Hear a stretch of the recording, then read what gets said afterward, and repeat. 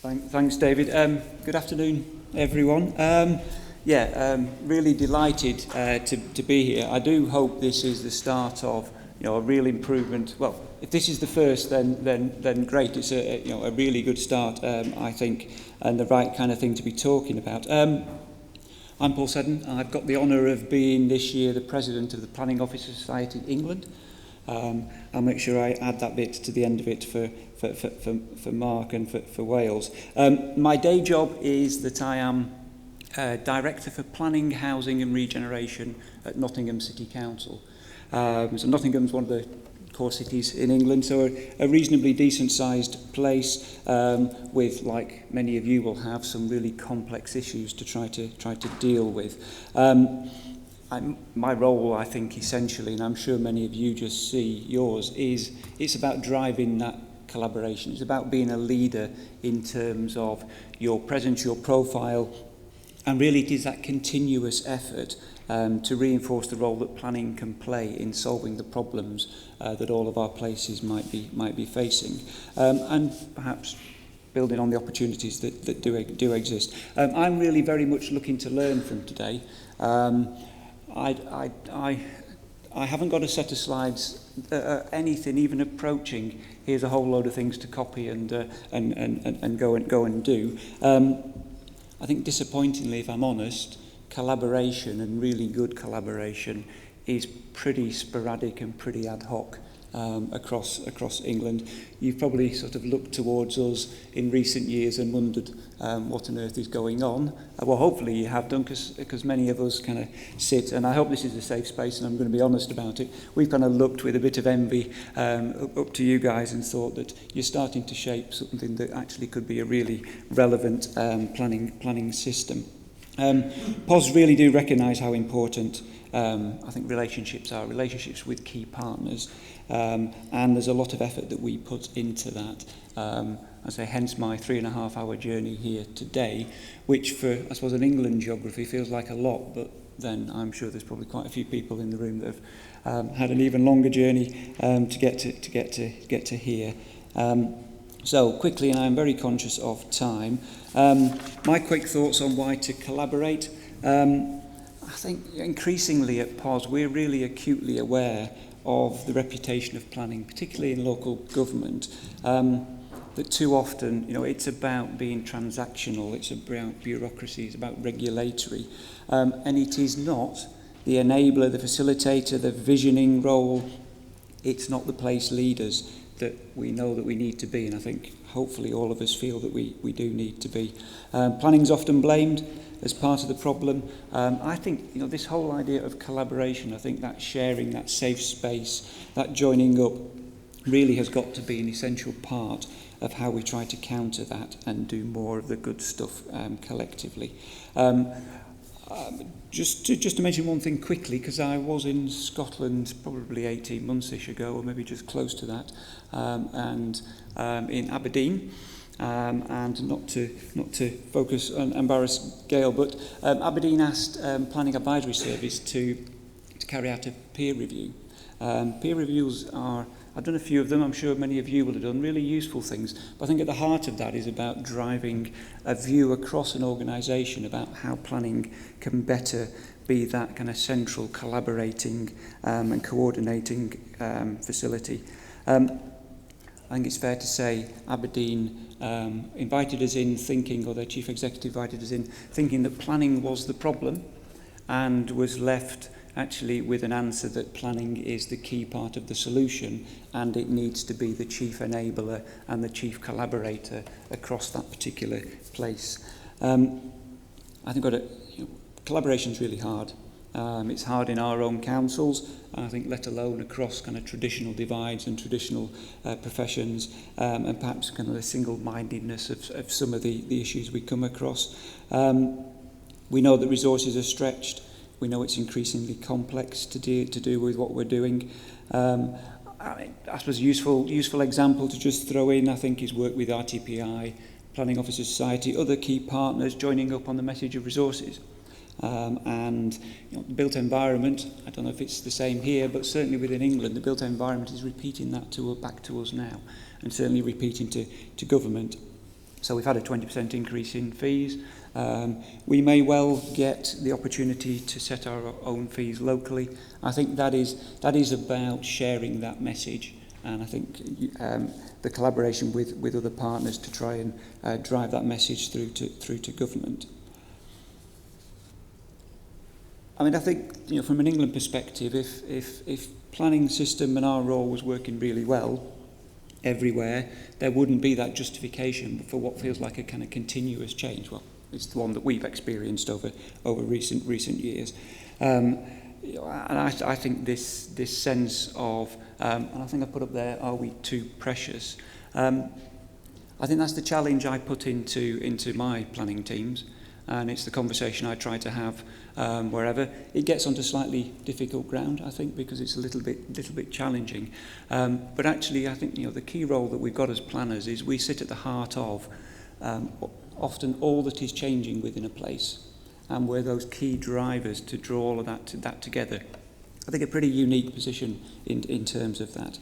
I think the obvious ones have been covered already, and we covered in more, which is about our reputation and sharing the good stuff and to learn from that.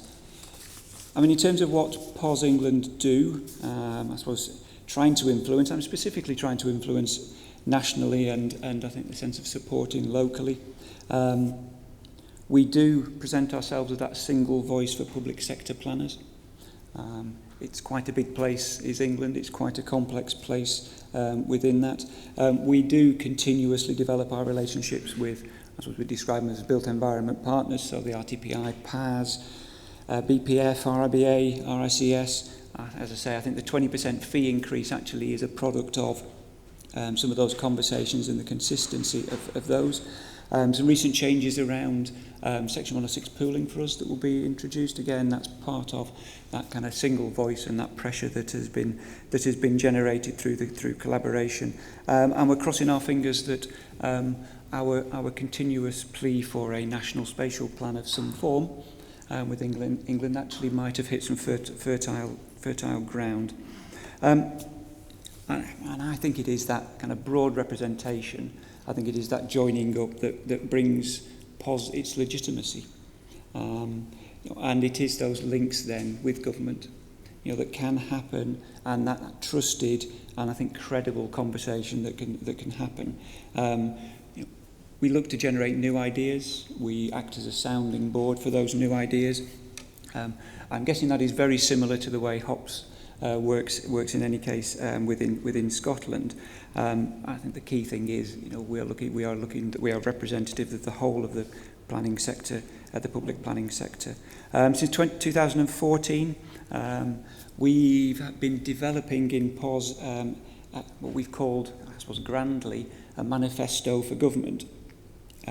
It's a range of papers and think pieces, proposals that we think are timely to improve the planning system. But importantly that's not just planners going away and thinking up a good idea. What we actively do with those is seek out a challenge to them and an endorsement from other key partners within the built environment professions. They're on our website if you want to have a look at them. We share them with partners actively and we promote them with government. In terms of, like all organisations, we have a business plan. I think the key bit that we have promoted and will be top of our kind of next few years of activity is how we support our regions with capacity. And that is about clearly driving that collaboration effort. We have a range of groups. They'll be very similar to HOPS, I'm sure, in terms of kind of DM, the traditional stuff, and spatial planning. Regional networks. Our regional networks are again sporadic. I suppose the real key one, if anybody wants to have a conversation out of this about what we have learnt, is London and the South East. The North East, though, is starting to get I think a new energy to it. I suppose in geography terms and proximity. That's the closest one to the border, and I'm there next Monday really to try and encourage that collaboration across the region. I think I might go back from today and actually think that the collaboration is probably worthwhile a little bit wider than that. We offer supported learning groups, so these are about getting groups of planners at all levels together, and it is actively generating that support network, sharing good practice and promoting collaboration within planning. Those get key speakers, and they will get and they search for good examples that can be shared, and primarily those good examples are about the collaboration that is going on. I am very conscious of time and how rapid we need to get through this, and actually the importance of the table conversations. I raided my contacts across Planning Officer Society and others across England whilst thinking about what I might try and perhaps promote or feel proud about that's going on in England in terms of collaboration. It was disappointingly thin on the ground, and there's a few to mention, and I can get the contacts for you about those. There's a lot of work improving in terms of joint spatial planning. It is a massive challenge for us. The regional layer was removed in 2012-ish. I think the regional strategies were abolished. Duty to Cooperate replaced that, never entirely successfully, and we have been grappling with how to deal with cross-boundary collaboration ever since. Those good examples on there, I think, have actively changed government's mind. I don't know whether that's what Steve was able to mention to you, but there is a growing move towards actually promoting, and within the MPPF, strategic planning and to do that in a larger than local basis. My particular example on there is the Greater Nottingham Joint Planning Board. 10 years in the making. That is about political leadership being led by planners. Nottingham's geography is quite complicated.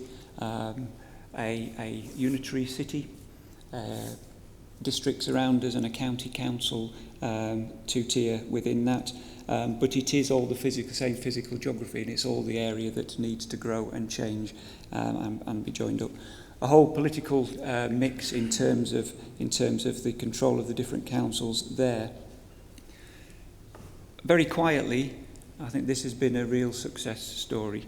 And if you're looking at, I suppose, hard cash and actually what it costs to do these things, over £500,000 saved in terms of those joint evidence and actually having a core team that works across that geography. There are examples of sharing specialist services. Again, they're still incredibly difficult to do. If you need the examples, I can dig those out further for you rather than kind of promote names and what have you here. I think that is the one increasingly as budgets reduce that we will need to focus on. Can everybody afford an ecologist, so on and so forth. Some interesting examples that are developing around major act teams. So this is the idea of having kind of single point of contact, and that the planner dealing with significant applications actually has control of all of that. So that is across all of the input that is needed. And rather than what we do still find, I think, certainly across England, is kind of the pre-application or the kind of the box that planners sit in actually is felt as quite constraining. I think increasingly in some really good authorities, that role is seen as absolutely a facilitator by planners, and the responsibility of taking each of those schemes through is felt personally. To pay for that, there are, I think, increasingly use of planning performance agreements. I don't know if they exist in Scotland or the ability to have them exist here, but that is a really, I think, a growingly used way to get resources into the planning system within England.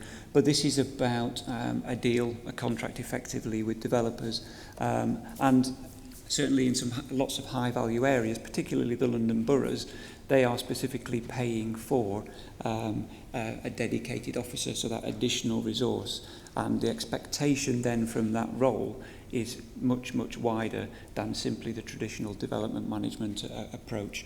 It's not a post box, it is a creative problem solver.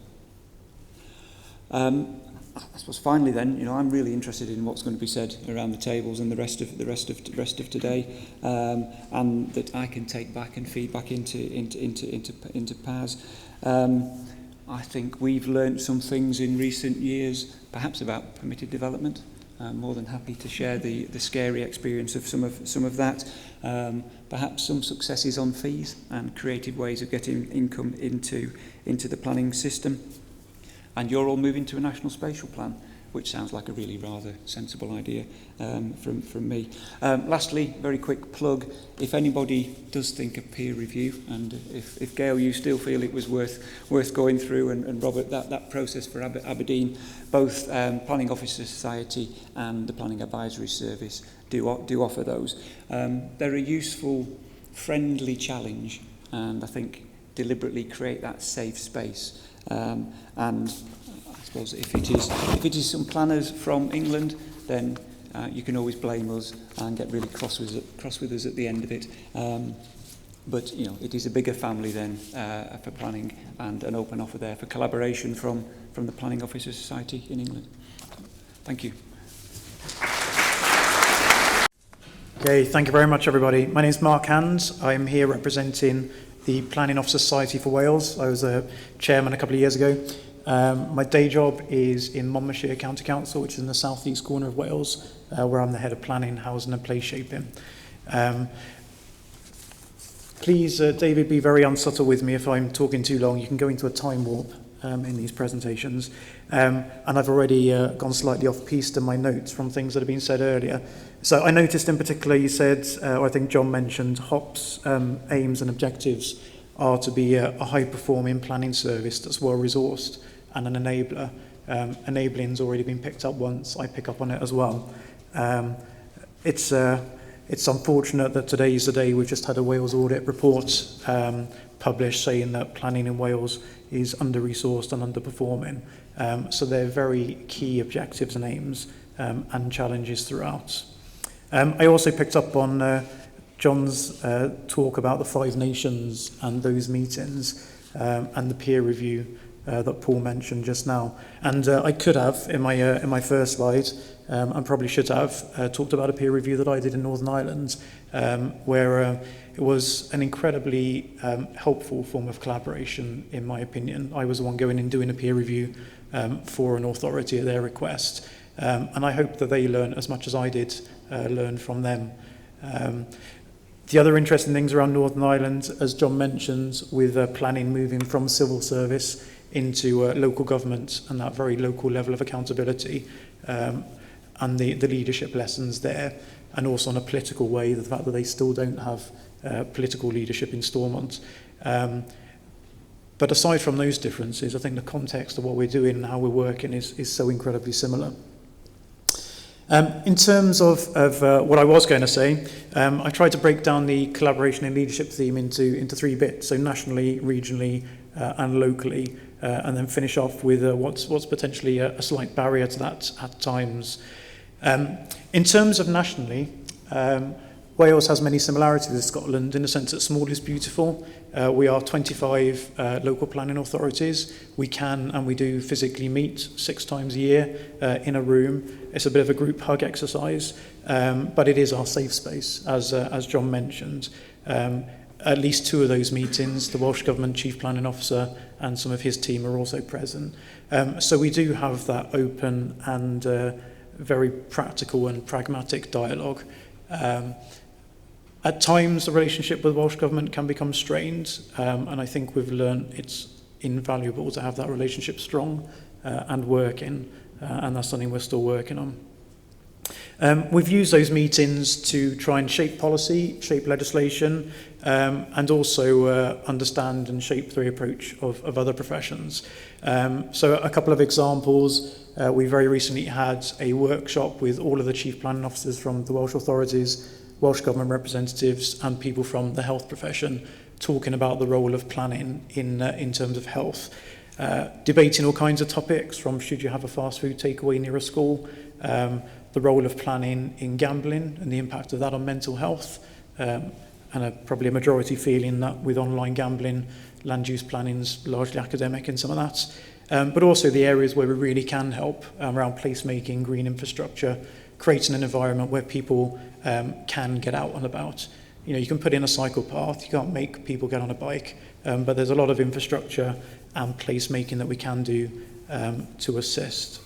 Some of the outcomes from that were a greater understanding of how to consider health when we're doing our local development plans, and also try and shape the Welsh Government's approach to health impact assessments away from a pretty standard view of your development's so big, therefore you have one, and then what do we do with it when we get it? Probably put it in a box with other files and put a tick somewhere. We've also been looking with the Law Commission.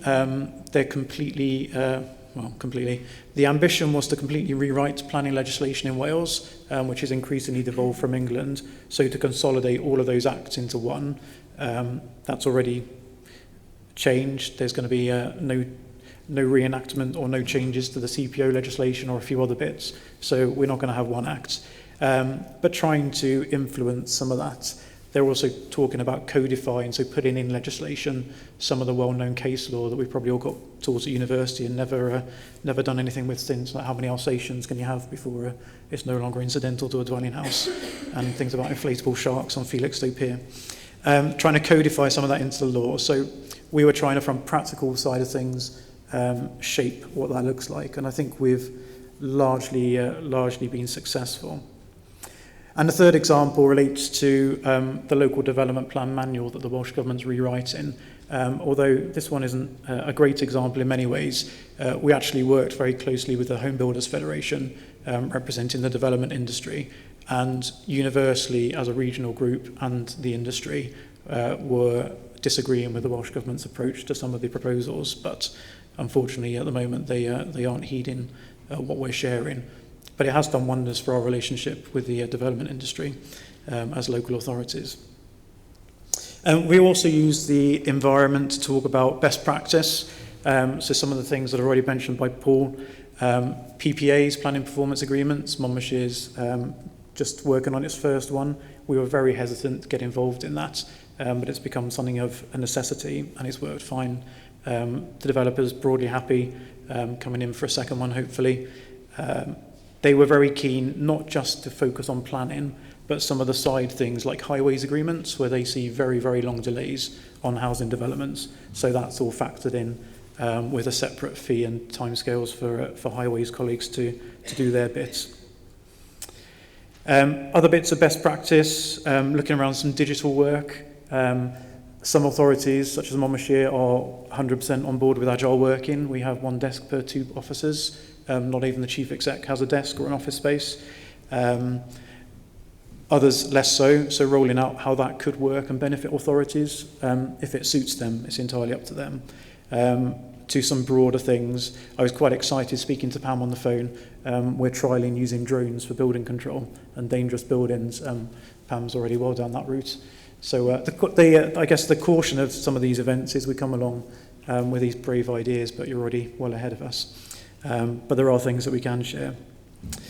The other thing that we're doing in terms of digital is looking at a chatbot on our website. He's called Monty. He doesn't yet know anything much about planning, but hopefully he will, and he'll be able to answer some frequently asked questions and turn off some of the demand on calls and emails to officers. The other thing in terms of that leadership that's perhaps unique in Wales is the Wellbeing Future Generations Act, which came in 2015. To an extent, we're still grappling with it, but the essence of it is sustainable development. So as planners, we should be up there at the forefront owning this. It's something we've been doing for years. Yes, there's some changes to how we do it, but we're perhaps not leading in the way that we should be, and are perhaps being looked at as not quite a problem, but someone that's not quite doing it properly yet. So that's something we very much need to work on. On a regional level, I'm not quite sure if we're ahead of Scotland or behind, but we're embracing regional planning. I guess you had it and then scrapped it and are now thinking about it again, so technically we're ahead. But we're in that space at the moment. The southeast of Wales, the Cardiff capital region, we have a city deal, and we're now looking at doing a strategic development plan. That involves 10 authorities and about 50% of the population of Wales in that corner of South East Wales. So I think there's some leadership and collaboration challenges, not just in terms of having 10 authorities working together in a very new way, but also to the Welsh Government. There's a pretty sizable mass of politics and population clubbing together, and that needs some quite careful management before the Welsh Government themselves get a bit twitchy and feel threatened. We have spent at least 18 months, possibly longer, just trying to get the governance of this SDP sorted out. The way in which the regulations are written mean that it will all be decided by a strategic planning panel at arm's length from the 10 councils. So each council will have one or more reps, and it's taken 18 months to 2 years to agree how many people each council has.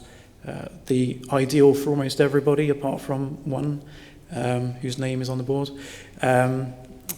was one member, one vote, regardless of population or anything else. We've ended up with a bit of a hybrid based on land area, being a land use plan, and population, which hasn't pleased everyone, but it's now agreed. So we're trying to move forward with that. In terms of other more localised areas of collaboration and leadership, I guess this is one of the challenges. We all talk about collaboration and we love it, but we particularly love it when we're in charge, and we're a bit less keen when someone else is in charge. So we have a fantastic heritage service that is shared by Monmouthshire and Torfaen, the council next door, which we lead. But I do genuinely think Torfaen are happy. They've given us some very positive feedback. We're only a year into that. And we're actually talking to another neighbouring authority again, Blaen y Gwent, to see if they want to join us. They've approached to see if they can join too. In terms of benefits, it's more around using that resource efficiently. I can't tell you there's a financial benefit. Quite frankly, there isn't. I'm not sure if it's the same here, but listed building consents don't attract a fee. We do have to do an expensive press notice, so we're already financially down before I've even put a bum on a seat.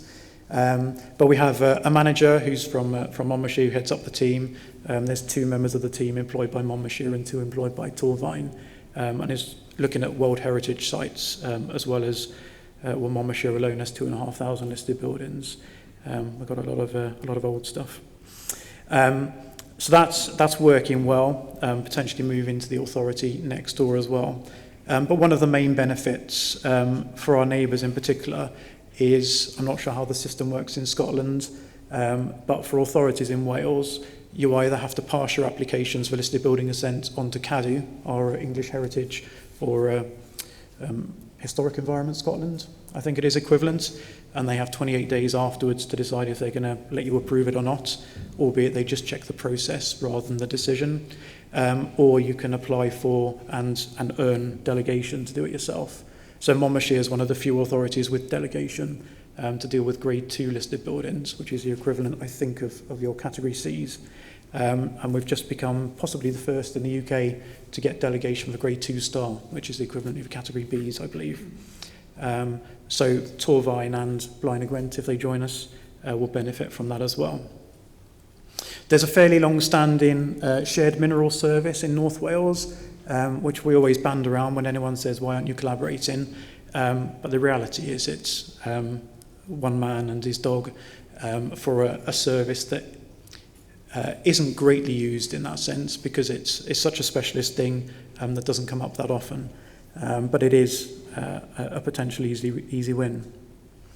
And then more recently, Anglesey and Gwynedd councils have adopted a joint local development plan.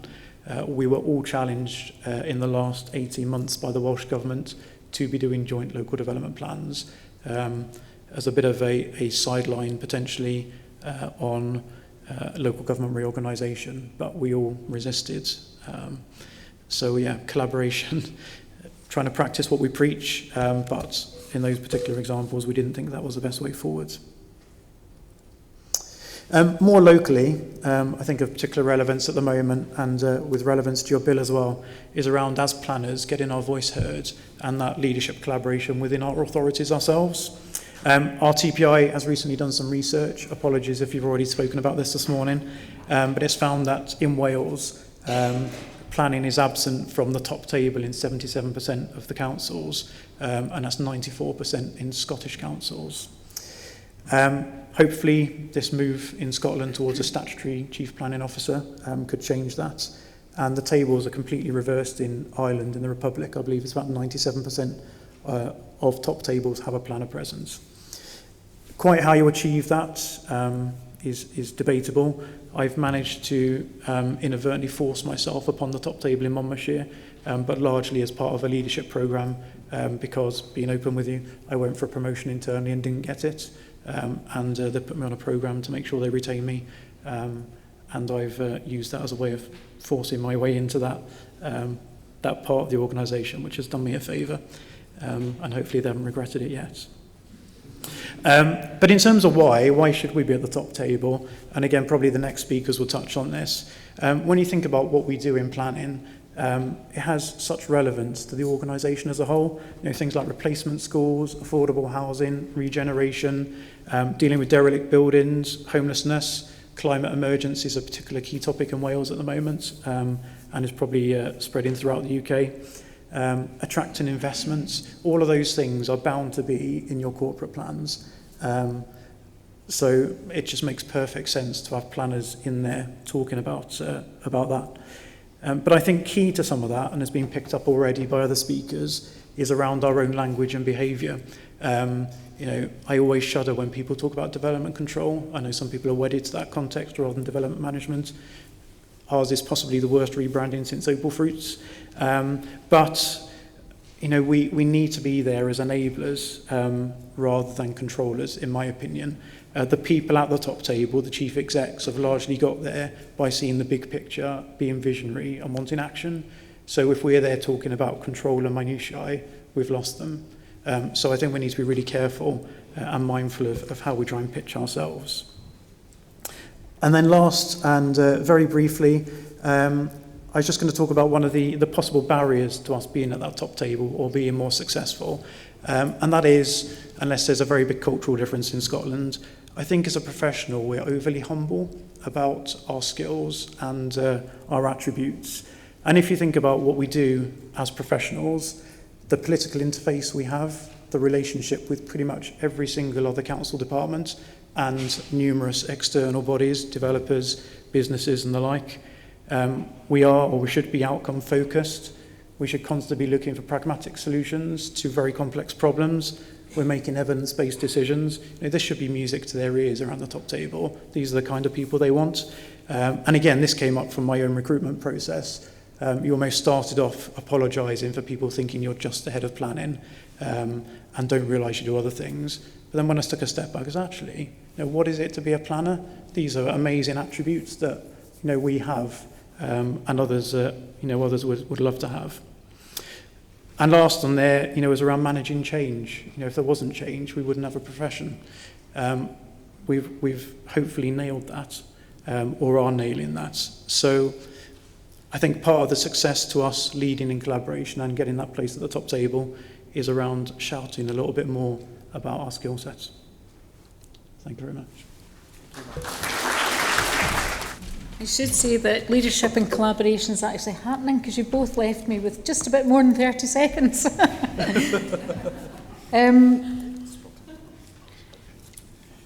Leadership and collaboration, to me, really needs to be finely knit into everything we do every day. And we all have this is one network, and I have to say I'm really pleased to see different organisations, businesses, consultants, key agencies here with us today, because it's around our individual, around our authority, around our professional, and indeed sometimes around our social networks that actually collaboration really happens.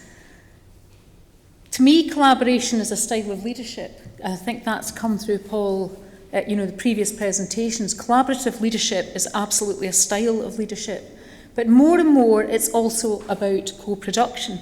And I was really reminded this in a recent meeting with John and his colleague Fiona Simpson when we were talking about co-production. So I think these two aspects are really important in moving forward. And it's not just about us promoting and talking about collaboration. We actually have to do it, and it has to be ingrained in our day-to-day world. And whether that's us being more effective in a local government environment, more effective and perhaps business focused in how we work with investors in our area, but also collaborating and, of course, John, influencing yourself and Scottish Government, and amongst all of that, doing the co-production. So I'm going just to talk around and keeping the three themes of Heads of Planning. In terms of streamlining, and there was loads I could put in here, but there's one thing for sure, we all need to get leaner. No, don't take that too personally, but we all need to get leaner. We all need to stream down. And that isn't just if you're here as a head of planning. It will be if you're running a business, if you're working in a key agency. Actually, it's the way of running an efficient and effective business, ensuring you're slightly ahead of the game where you can be. So I've just popped some examples in here. You know, in Heads of Planning, we've been going through the planning bill and been doing a lot of work in that. Some of the things that we've been feeding into that, and there's just two examples here, is about how do we streamline our planning system in Scotland. So we've talked previously about extending permitted development rights and upfront engagement in local development plans. Whether it will be streamlined probably depends on the debate that happens on the 18th, 19th, 20th in June in a wee building just down the road. But really the key stage is in the collaboration, and I also think in the co-production, hopefully, that we will need to do, not just as heads of planning, but by all players who are in the planning system, to assist in the regulations that will follow, because that's where the detail lies. And when I have a chat and walk about, as I do daily within the office, that's what colleagues, planners at the coalface, dealing with applications day to day, this is what they're waiting on, is actually the regulations, because that's where the meat is. And that's where we really need to focus on the decluttering of procedures and really using lean processes, and lean being the system lean. And focus on outcomes. Focus on the outcomes, whether that be around community planning, place, health, and focus on those national and local outcomes that we all are part of delivering. And the skill sets that we've talked about as planners are really important within that. So getting that detail right is actually crucial of how we move forward to get a better planning service in Scotland and system. E-planning has been around for quite a long time. I don't know how long. Jim and others will keep me right. But that is the drive. When you talk to the younger generations, when I talk to my 15-year-old, you know, he's way ahead of me. But actually, we need to be starting to think about what will the generation beyond that be doing. And it will be way different in what we are, how we're operating just now. And just two really small examples. In Fife, we introduced a fee, very small fee, for paper submissions. Quite frankly, because we were sick of some people not just making that move to our online system. It is really about a service charge for the scanning that we do, because everything is done, there's no paper, so we were scanning that. And within actually less than 3 weeks, I think it was within 17 days, we had a 12% immediate increase in our online submissions. So in effect, we were providing a free administrative service to businesses, which we frankly can't afford to do anymore. That has bottomed out about 93, 94%. And in Angus, I'm following the good work that they've been doing and using online tools for engagement. And there are many other authorities also doing this. We touched on drones. There are lots of great examples. And we see that coming out in the improved performance that each planning authority does in terms of their planning performance frameworks annually. In terms of digital planning, which we have talked about in Heads of Planning this morning, and the work that could be done in collaboration with the Scottish Government, I personally think this is the game changer, and I don't think there's a choice, because we can't lag about how we, Johnny, and we, Janie, are going to engage with the planning system in 20, even less than that years' time, because it will be completely different to how they do it just now.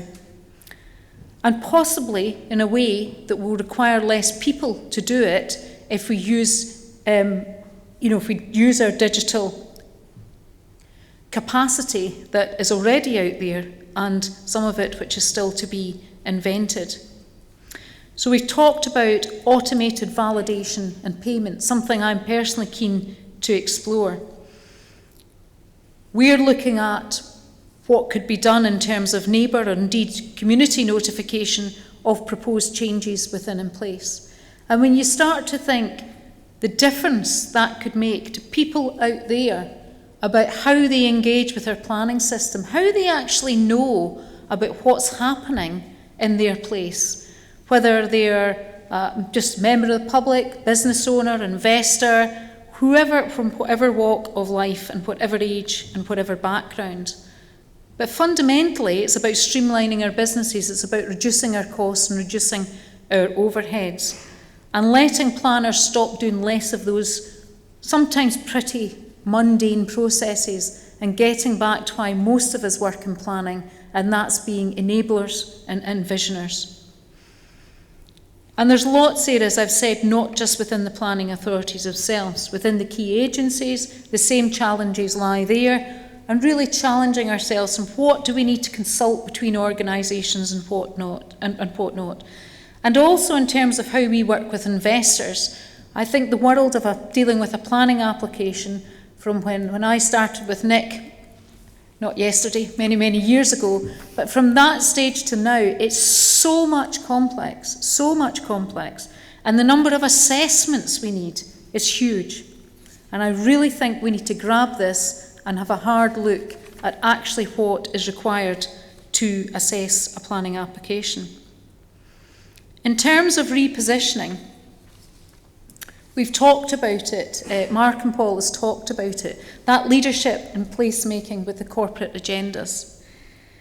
And you have to use your leadership, and you have to be collaborative. I certainly know in the past few weeks in Fife, and it's taken me a wee while, but out of my one-to-one with my chief executive, I have said I want a place and I want a slot with our corporate leadership team in Fife to say, this is what we do as planners, this is the planning, and this is why it's important to the growth of Fife. And by the way, we have a spatial strategy, and here it is. And how can I and my colleagues work harder corporately to help deliver all of the outcomes that we need to deliver in the Plan for Fife, our local outcome improvement plan. But we need to dream big and deliver.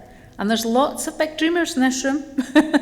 So we can do it, but we need to create the time and the space to deliver. And part of that, I think, is a shift of planning as a regulator and really shifting that to value creator.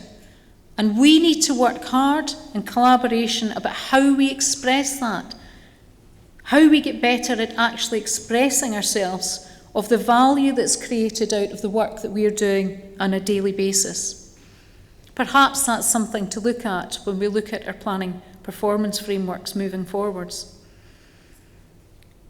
And within all of that, there's a recognition, a greater recognition, an enhanced recognition of the role of what planners and planning does within local and national government, key agencies, third sector, and the private sector. Mark's mentioned the chief planner role, which I think is good. I know the restructure in Fife, that is my title and also my colleagues' titles who aren't leading different parts of the service that aren't planners.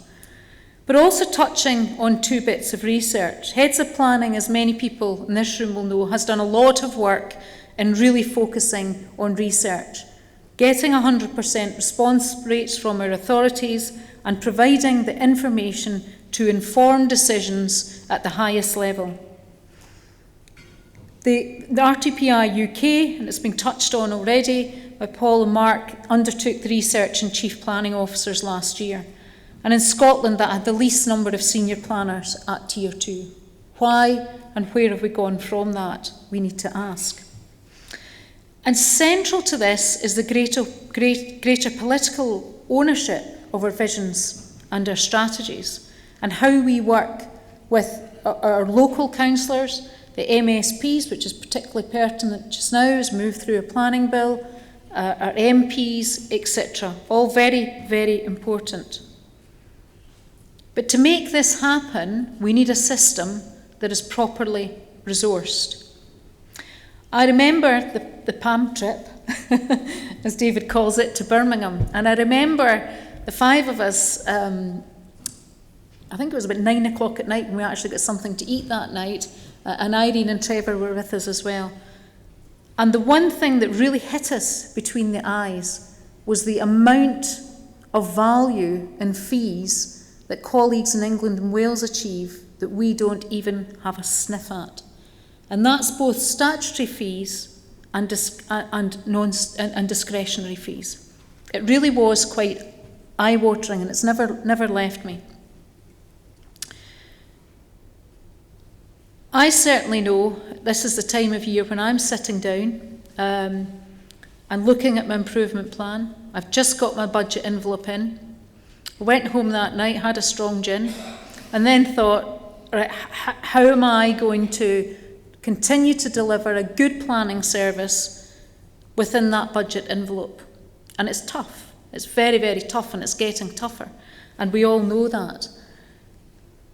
And I absolutely think the time is now on us that we have to have a major look, a fundamental review of a full cost of planning application fees, of the types and the scales. As planning authorities, we have absolutely shown an improved year-on-year performance, increased performance. And that time is with us now, that we need to look at how that is properly resourced. Thankfully, Scottish Government increased fees in major applications in 2017, but actually through the analysis that heads of planning have done, that's really had quite limited impact beyond the cities in Glasgow and Edinburgh. The costing of the planning service, which was done and just issued earlier this year with 12 planning authorities, following the work that was done in 2014, identifies an average across those 12, a full cost recovery of just under 33%. Now, we're not a private business. We're here to do this for the public and for the greater public good, and we have to balance that. But I do think the time is now upon us to be looking at full cost recovery within the development management part of planning authorities. But we also need to be able to resource innovation. We've talked about digital. We need to be able to put staff and budgets into how do we continually improve our businesses, how do we continually improve the planning system in Scotland. And some of that needs to be driven by innovation. And we might not know the answers to it. And a personal comment is, with the work that is getting done in digital planning by John's colleagues, I tend to kind of come up with the ideas of where I want to get to, but I haven't a Scooby how to get there because I'm not a technology thinker at all. But that's actually part of the challenge. And actually it might make us a bit uncomfortable at times, but we probably can't really identify where we want to be, what kind of system we want in 5 years' time. But what we can share is a strong vision of how we will get there and roughly where we want to be. So leadership and collaboration is essential. I think we have the intrinsic qualities which Mark and Paul have touched on as planners in our training and the way we work, the range of work we do across whatever sector that you work in within the planning system. But we need to constantly remind ourselves of the behaviours and the values that really need to be rested within taking forward how we work collaboratively to achieve all of the things that we're going to have to do. So I'm going to stop there, David, and I'm sure you're going to say a few words before it's over to others to do some thinking. Thank you, Pam.